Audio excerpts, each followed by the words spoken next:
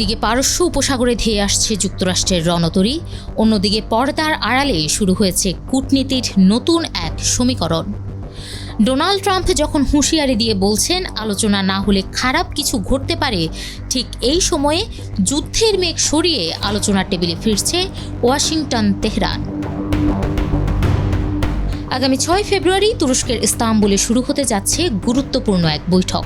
কূটনৈতিক সূত্রগুলো বলছে মার্কিন বিশেষ দূত স্টিভ উইটকফ এবং ইরানের পররাষ্ট্রমন্ত্রী আব্বাস আরাকচি মুখোমুখি বসছেন দীর্ঘদিনের বিরোধ মেটাতে।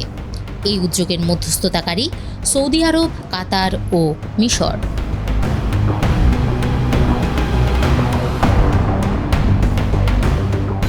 গত মাসে ইরান 1979 সালের ইসলামী বিপ্লবের পর সবচেয়ে বড় রক্তক্ষয়ী অভ্যন্তরীণ বিক্ষোভের মুখোমুখি হয়। দেশটির সাধারণ মানুষ মূলত দুর্নীতি ও অর্থনৈতিক মন্দার প্রতিবাদে সড়কে নেমেছিলেন। এই নাজুক পরিস্থিতিতেই মার্কিন প্রেসিডেন্ট ডোনাল্ড ট্রাম্প তার পরিচিত ভঙ্গিতে চাপের রাজনীতি শুরু করেন। সাফ জানিয়ে দেন, আলোচনায় ফল না হলে সক্রিয় হবে নৌবাহিনী। হোয়াইট হাউসে সাংবাদিকদের সামনে ট্রাম্প বলেন, ইরানের দিকে আমাদের সেরা যুদ্ধজাহাজগুলো পাঠানো হচ্ছে। চুক্তি ব্যর্থ হলে ঘটতে পারে বড় ধরনের অঘটন।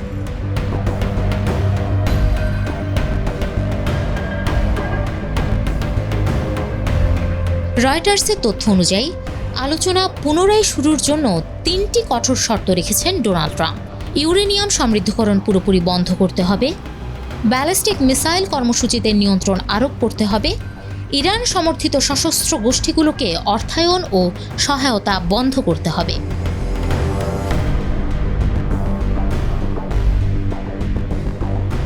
ব্যাপক বিক্ষোভের পর অনেকটা বেকায়দায় ইরান, তার সুরও কিছুটা নরম।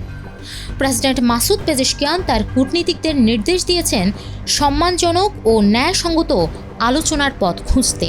ইরান যদিও ইউরেনিয়াম সমৃদ্ধকরণে কিছুটা নমনীয় হওয়ার ইঙ্গিত দিচ্ছে, তবে ক্ষেপণাস্ত্র কর্মসূচিতে ছাড় দেওয়া তেহরানের জন্য এখনও বড় চ্যালেঞ্জ। ইরান যুক্তরাষ্ট্র সংলাপের এই নতুন উদ্যোগ দেখাচ্ছে কূটনীতির চাপ ও সামরিক হুঁশিয়ারির মধ্যেও সমাধানের পথ খোঁজা সম্ভব।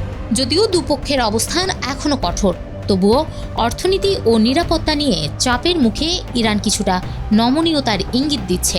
আগামী 6 ফেব্রুয়ারি ইস্তাম্বুলে অনুষ্ঠিত হওয়া বৈঠক এই আলোচনার গতি নির্ধারণ করবে, যা মধ্যপ্রাচ্যে সম্ভাব্য উত্তেজনা নিরসনে গুরুত্বপূর্ণ সূচক হতে পারে।